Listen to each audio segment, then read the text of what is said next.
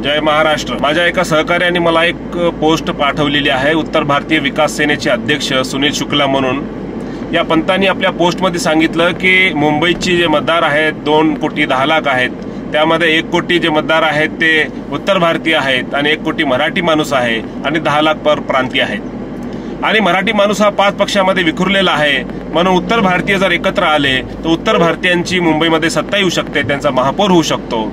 मराठी समाज जो है वो बटा है 5 पार्टियों में।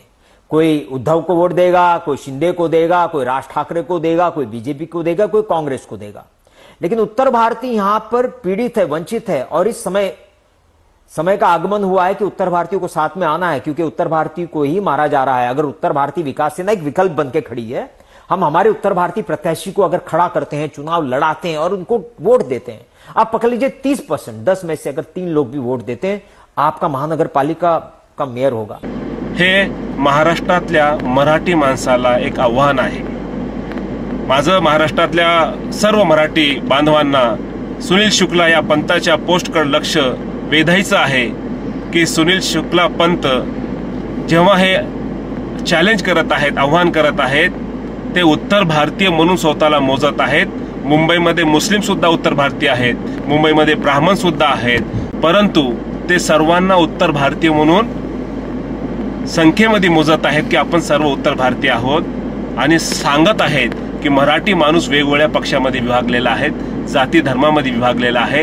मराठी माणूस जातन धर्माची भिंत सोडून एकत्र यायला तयार नाही। आता मुंबई वाचवण्याची वेळ आमच्यावर आलेली आहे आणि उघड उघड ते आव्हान करत आहेत, आम्हाला गणित दाखवत आहेत, अरे तुम्ही 5 पक्षामध्ये विभागलेले आहात, तुमची आता सत्ता येऊ शकत नाही।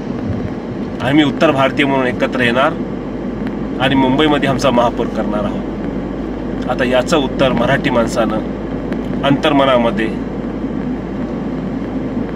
प्रश्न करून की खरंच आम्ही 5 पक्षांमध्ये विभागलेलो आहोत आणि याचा फायदा उत्तर भारतीय घेऊन जर मुंबईवर कब्जा करणार असतील तर आज आम्हाला मुंबईमध्ये किरायाने घर मिळत नाही, उद्या आम्हाला CST स्टेशनवर सुद्धा थांबायची परवानगी उत्तर भारतीयांना मागावी लागेल।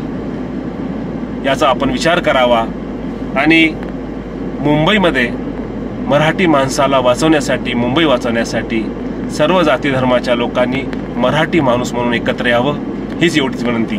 जय महाराष्ट्र।